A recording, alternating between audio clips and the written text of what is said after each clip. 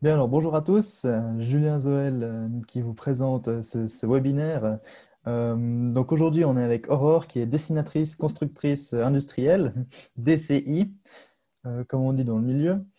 Avant de commencer, je vais vous expliquer le principe du webinaire Zoom. Vous avez la possibilité de poser vos questions via le bouton Q&R dans la barre des tâches en bas de votre ordinateur.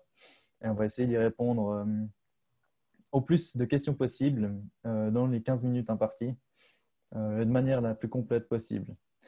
Voilà, donc ce sera tout pour le début. Donc Aurore, en quoi ça consiste le métier de DCI, dessinatrice constructrice industrielle? Bonjour à tous. Donc, le but dans mon métier, en fait, on a un ingénieur qui vient nous poser des questions ou bien de demander en fait de fabriquer une pièce, en guillemets. Et après, en fait, c'est nous qui concevons en guillemets la pièce, donc on va la faire sur notre programme de dessin, souvent en 3D. Et puis après, en fait, on les envoie dans des ateliers pour qu'en fait ces pièces elles soient fabriquées puis qu'elles soient employées après soit dans des usines, soit dans des ateliers, etc. Donc, le but, c'est vraiment de fabriquer des pièces sur des programmes de dessin pour ensuite envoyer en fabrication, généralement. Et comment ça t'est venu à l'idée, ce métier? Parce que c'est quand même encore assez neuf comme métier. Oui, Mhm. alors anciennement, ça s'appelait technicien ou bien constructeur. En fait, c'est quelqu'un de ma famille qui m'a proposé en fait d'aller faire un stage. Et puis, parce que j'aimais bien faire beaucoup de créations en papier, faire des bricolages et des choses comme ça. Et puis, au final, j'ai fait mon stage. J'ai adoré. J'ai fait un autre stage dans une autre entreprise pour être sûre. Et puis, au final, je me suis lancée dans l'apprentissage. Donc, voilà. Donc ton parcours professionnel, c'est directement après l'école, tu as commencé ça? Oui, donc j'ai fait ma troisième année dans un cycle d'orientation, donc ce qui est égal à la dixième Atmos, c'est ça, dixième, onzième, je crois. Voilà. Et puis ensuite, j'ai commencé en fait l'apprentissage et puis j'ai ces 4 ans d'apprentissage. Et puis après, on peut aussi commencer une maturité professionnelle pendant l'apprentissage ou après. Et puis après, ça peut nous permettre en fait d'évoluer dans des HES, etc. Voilà. D'accord. Et comment ça va se passer alors? Si tu pourrais nous décrire une journée type, comment on peut imaginer le métier? Oui, alors, en tant qu'apprenti, il faut savoir qu'on a déjà 2 jours de cours dans les premières années. Donc, dans les 2 premières années, je crois qu'on a 2 jours de cours. Et puis, les autres journées, en fait, c'est souvent, ça dépend si on est engagé dans une entreprise ou bien à l'école, parce qu'il y a ces deux options-là. Donc, soit on est engagé dans une entreprise et puis, en fait, on fait nos journées comme dans un bureau technique, en guillemets. Et puis là, mes journées, en fait, ça se passe, j'arrive à peu près vers 7h30, j'allume mon ordi, je lis mes mails, je consulte, je regarde comment ça en est les projets de la semaine. Et puis après, je commence à aller voir répondre aux questions forcément des ingénieurs, après modéliser des pièces et puis en gros, à suivre les projets que j'ai différents projets peut-être dans la journée. Et puis, je vais aussi participer à des séances avec des ingénieurs pour savoir où ça en est, etc. Et puis, surtout, beaucoup de modélisation, de mise en plan pour envoyer ensuite en fabrication. Donc, voilà. Puis après, fini la journée, consulter une dernière fois ses mails et puis partir du bureau, quoi. Donc, classique. Donc ça fait à peu près une journée de 8h30 comme Ouais, ça au travail. Mhm. oui, effectivement.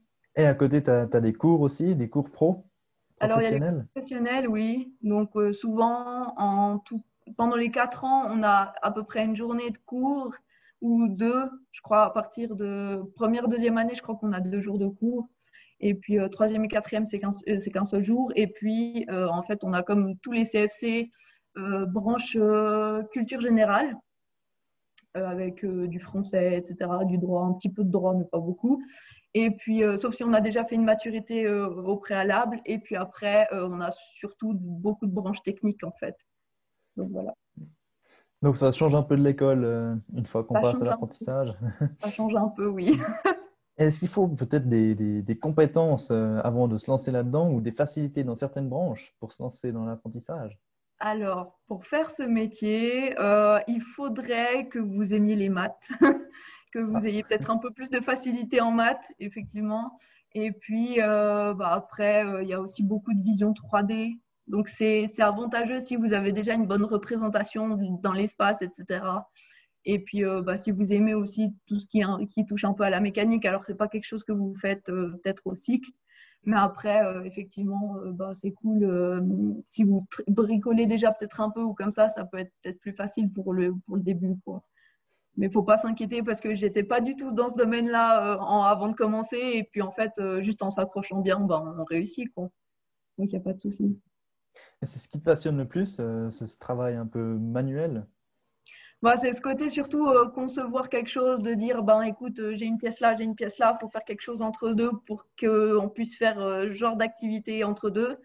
Et puis, en fait, c'est justement cette conception, un peu cette création, un peu, oui, notre idée qui viennent de notre cerveau comme ça. Après, de temps en temps, on a des ingénieurs qui nous aident ou comme ça, mais après, c'est cool de concevoir quelque chose et puis de fabriquer, quoi. Et Est-ce voilà. qu'à l'inverse, il y aurait quand même des tâches que tu aimes moins faire durant la journée, euh, Oui, plutôt effectivement. administratives ou bien? C'est ça. Et de temps en temps, il y a de l'administratif, il y a de l'archivage qu'on est obligé de faire parce que on doit tenir un projet ou comme ça. On doit forcément faire peut-être un classeur de fin de projet pour savoir qu'est-ce qui avait été fait ou comme ça.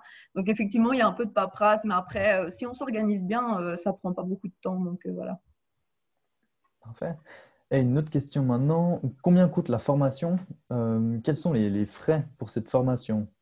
Alors, en tout cas en Valais, parce que c'est où j'ai fait ma formation. Donc, au niveau de la formation en elle-même, elle coûte rien, si ce n'est les repas à midi, etc.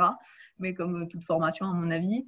Et puis après, il y a tout ce qui est frais scolaires. Donc, en fait, tous les livres comme ça, il faut aller les acheter. Après, si vous voulez un tarif approximatif, vous pouvez aller voir sur le site de l'école des métiers, par exemple, le MVS, enfin Campus EPTM actuellement.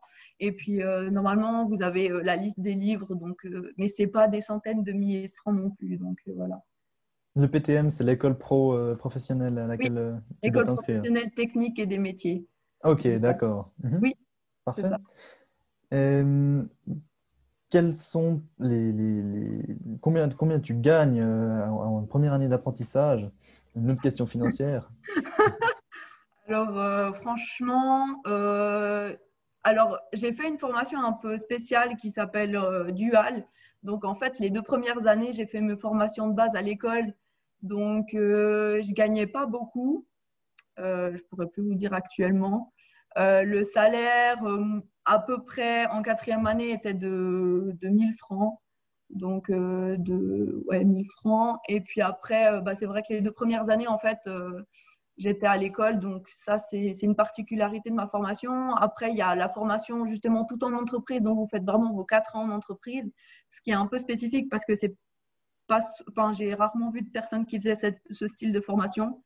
Et puis après, il y a la formation en fait en école. Donc, les 2 premières années, vous allez gagner zéro. Mais par contre, vous aurez des vacances scolaires.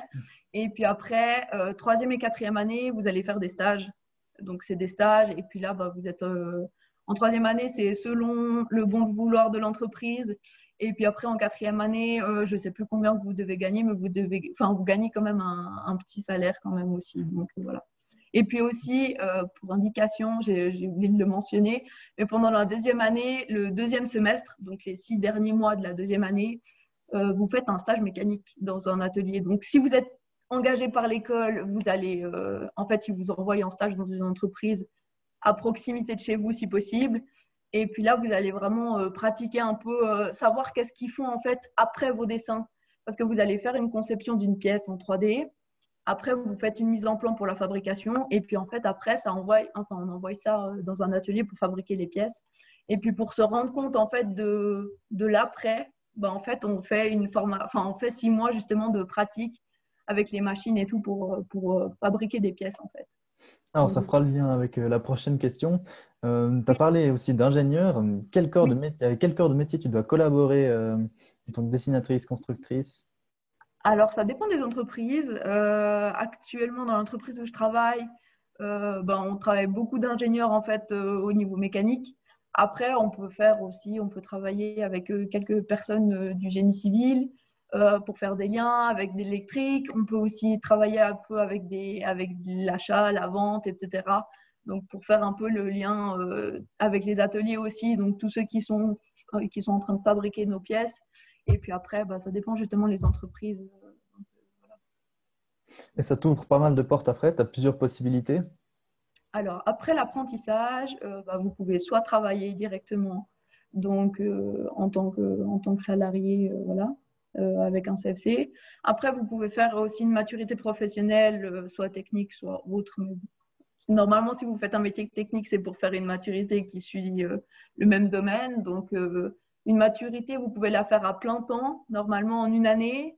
Après, vous avez la possibilité, mais ça, je crois que c'est sur le canton de Vaud, vous pouvez la faire en 2 ans en cours du soir. Donc, vous êtes en emploi, vous gagnez de l'argent, mais après, vous avez justement ce principe de bosser les cours pendant le soir. Donc, c'est un peu compliqué de ce que j'ai compris.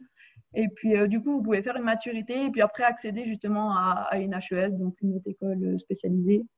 Ou bien vous pouvez faire aussi un brevet, mais il n'y a pas beaucoup de brevets pour ce métier justement de dessinateur. Ce sera plus du côté un peu mécanique et un peu plus pratique, entre guillemets, avec les machines et les pièces, etc. Donc, il y Donc a pas voilà. mal de possibilités quand même par la Oui, et puis suite. après, de toute façon, l'avantage, c'est qu'avec notre système un peu suisse, si je ne me trompe pas, si éventuellement vous voulez faire une HES, je ne sais plus, dans le social, parce qu'en fait, vous avez découvert une vraie passion, c'est possible quand même de faire une passerelle, même si vous n'avez pas choisi la bonne maturité, et puis vous faites une passerelle de, je crois, c'est 2 ans. Et puis après, vous pouvez faire une passerelle, et puis de toute façon, continuer, même si vous voulez devenir, je ne sais pas, éducatrice, par exemple. Pas mal à Donc savoir voilà. alors. Vous pouvez, de toute façon, ça, normalement, c'est dans tous les métiers, mais comme ça, vous pouvez au moins faire un métier qui vous plaît. Et puis, vous finissez votre CFC. Comme ça, vous avez au moins un CFC. Et puis après, quitte à refaire un apprentissage, vous faites une maturité, vous faites une autre école, mais dans un autre domaine, c'est aussi possible. Donc, il ne faut pas se mettre des portes par rapport à ça, quoi. Mhm. Toutes les portes restent ouvertes après Effectivement. l'apprentissage. Après, il faut regarder les passerelles et tout qu'il faut faire, mais normalement, ça peut être possible, oui. Top.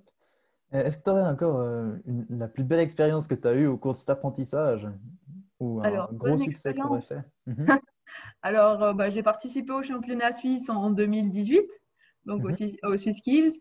Après, j'ai pu donner des formations à l'HES à Sion pour montrer le métier. J'ai pu faire plein de projets super cool aussi dans mon bureau. Donc, en plus, on a une super bonne ambiance dans l'entreprise. Donc, tout est génial.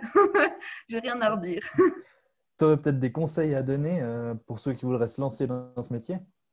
Alors, être bien, entre guillemets, essayer de, mais ça c'est un peu pour tous les métiers, être un peu, comment on appelle ça, organisé. C'est bien d'être organisé, comme ça vous savez ce que vous faites, etc. Donc ça c'est un peu normalement pour tous les métiers, mais être organisé et puis bien écouter au début. Moi j'ai eu beaucoup de difficultés au début parce que j'étais pas du tout dans ce domaine de la mécanique. J'ai beaucoup travaillé et après c'est vrai qu'après c'est beaucoup plus simple entre guillemets. Donc vraiment accrocher au début et puis pas perdre espoir même si ça ne va pas au début parce qu'il y a une branche que vous ne comprenez pas. C'est pas dramatique, il y en a plein d'autres, mais c'est bien d'un peu d'accrocher quoi. Faire des stages pour trouver sa voie aussi? Aussi dans le Aussi, domaine. oui, faire des stages, faire différents stages dans plusieurs entreprises.